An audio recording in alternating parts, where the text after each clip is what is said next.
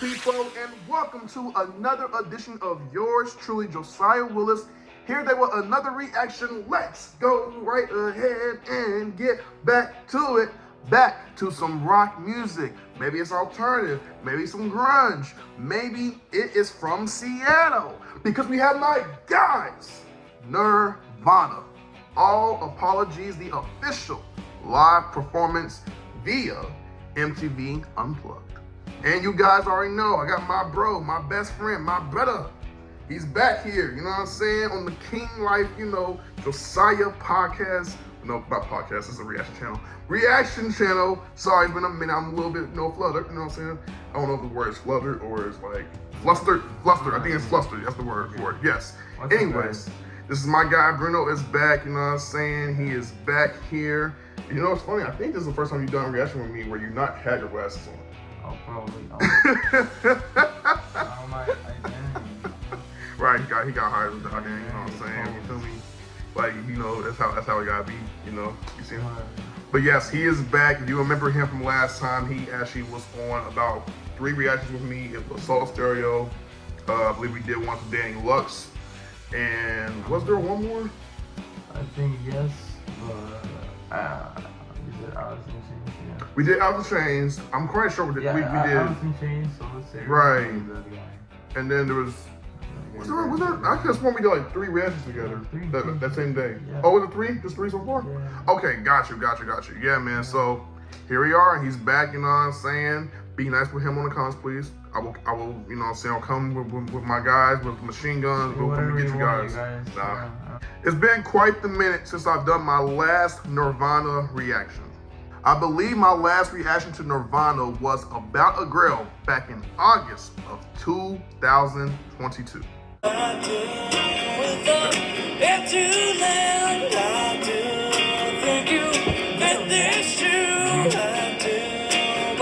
Nirvana, Purple Man. Take advantage while you hear me out to try, but I can see you every night free. Yes, we are here, 2 years in the making, in May, and like I always say, there ain't no time like the present. Track 12 on the album In Utero. Is that how I say it? In Utero. My bad. I don't know why I'm saying Utero. I'm trying to be like Spanish. My Spanish stuff. You feel me? Produced by Steve Albini. Alrighty. And yes, we are going to get to it. Oh, and rest in peace, Steve Albini. Steve Albini, he passed away? Oh, wow. Recently. Sad. That's very sad, man. May he send my condolences to his family, Absolutely. Okay, now let's get into the proceedings. Ladies and gentlemen, please do me a quick favor, and that is to like, comment, subscribe, and views. Put your minds out there. The link of this song will be down in my description below. This is Nirvana's All Apologies, the official live performance. You already know about where you react to. You feel me? And yes, you guys, I do have 2 other YouTube channels. One is called The King Life Podcast alongside my good friend and fellow co-host Anthony Lombardo. And the other is called The Live Outlet, LYVE space outlet, alongside my other good friends, Rail, Ebony, Beezy. We talk that talk, listen in, and pick up some gems. Enough talking, let's get into this reaction. Here we go.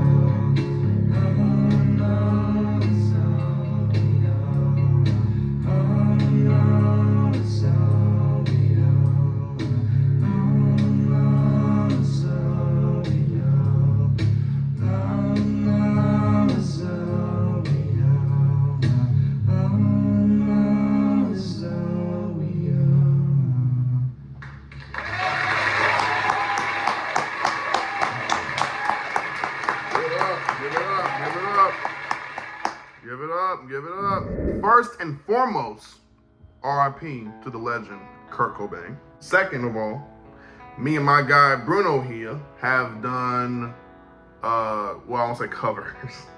We lived together last semester, if you guys remember, back in the summer, around May, June, July-ish. Around the same time Around, this year. yeah. And around that time, me and him would just like, we would just knock out playing guitar songs. We never got one person like knock on our door and be like, shut up, shut up. So we got to play as loud as we want, as frantic as we want, as silly as we wanted. We didn't care. We just had a lot of fun.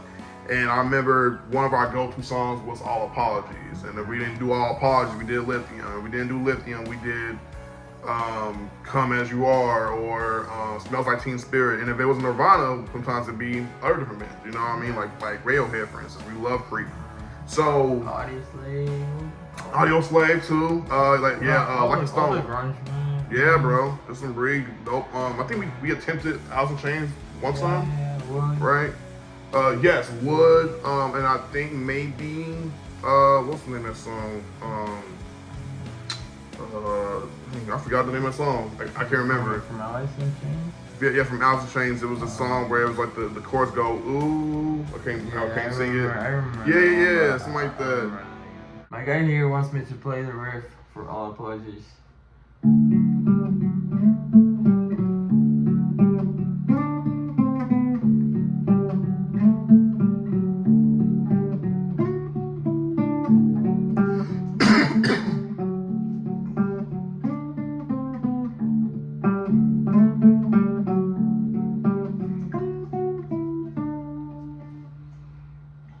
Yes, sir. Give him a round of applause, y'all.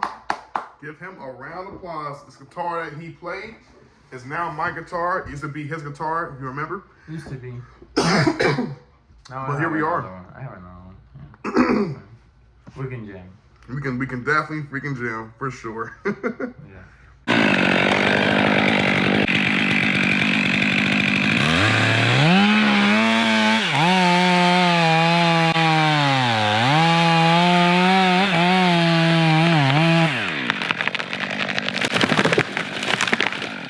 Let's go right ahead and get towards the lyrical breakdown minus the intro, which there is none.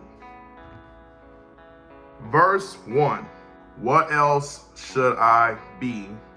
All apologies.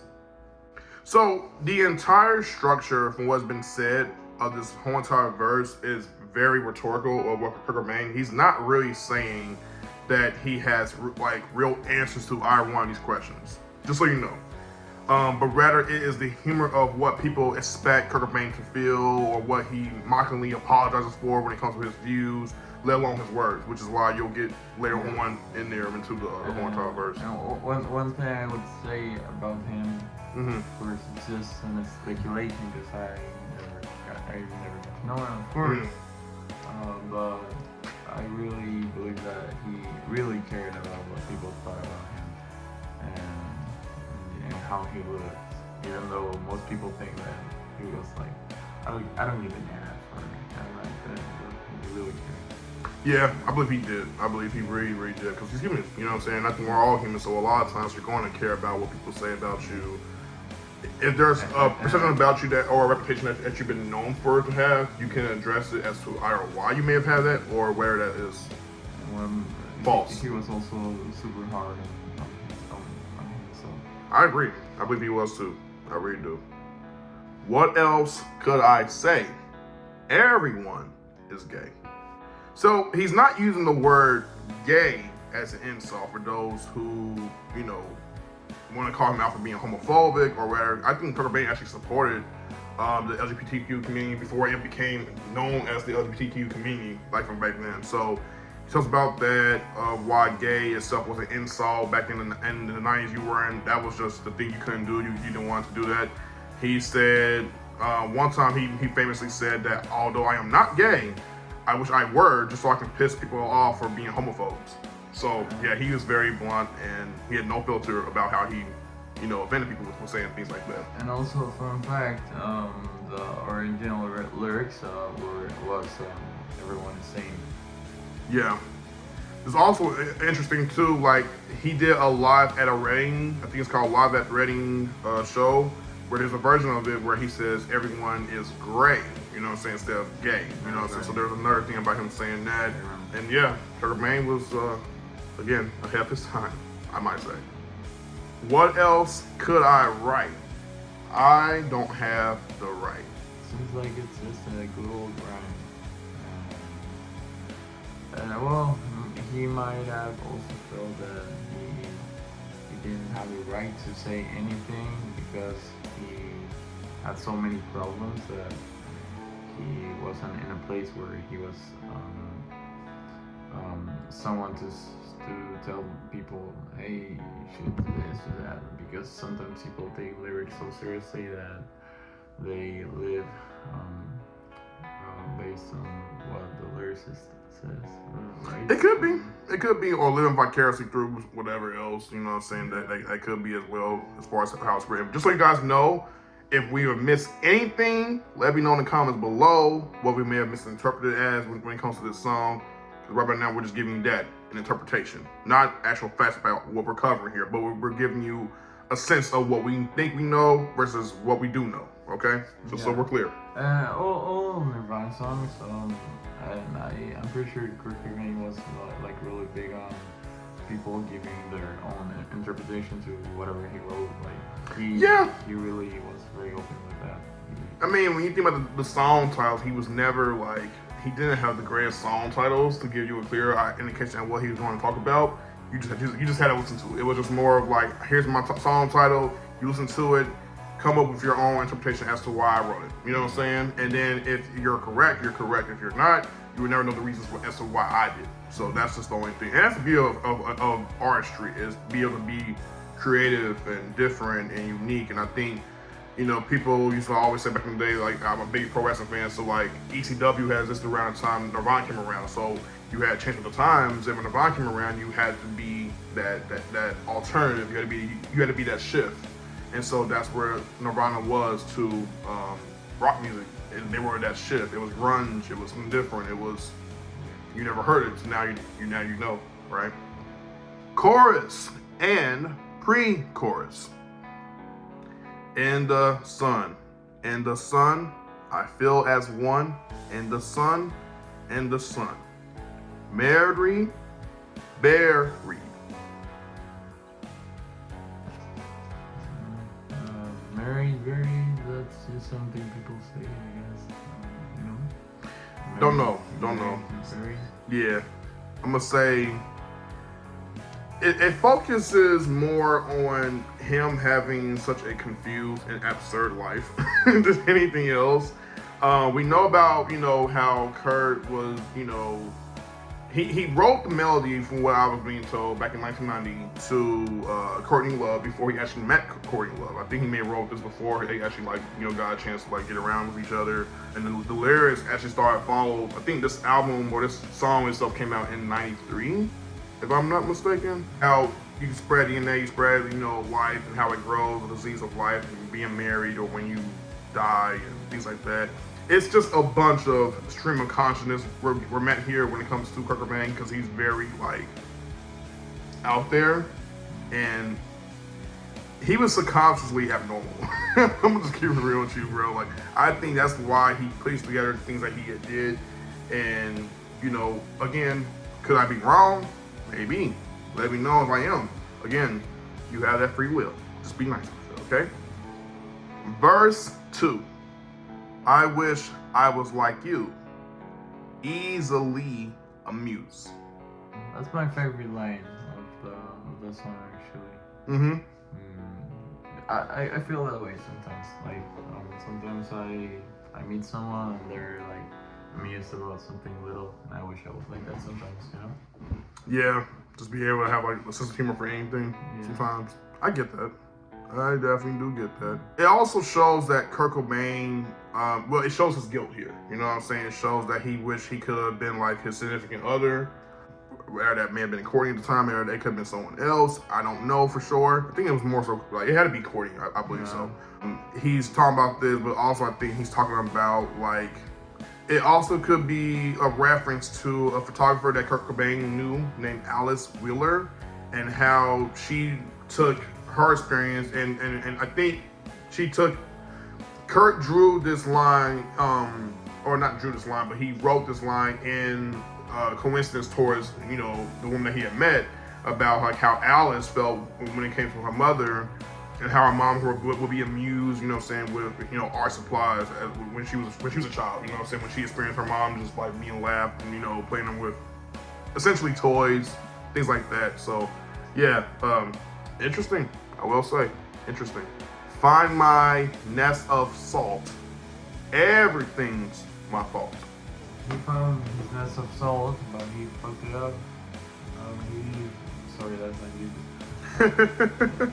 He found, Kurt, I think, found his nest of salt, but through his decision making, not blaming him, he had an addiction.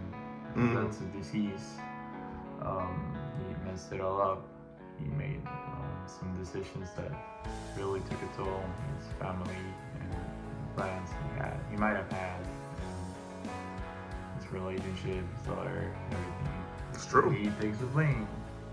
Takes the blame. Accuracy from shame. Yup, we'll get to that in a minute. As Bruno just said, I'll take all the blame. Accuracy for shame. I've never got the accuracy phone. I think I did get it. Okay. I'll take all the blame. As the guy I am, I use accuracy from shame, which I used to shave myself with. I don't know. That could be it though. That could be it. You might be right. Shave off some skin, shave off some shedding.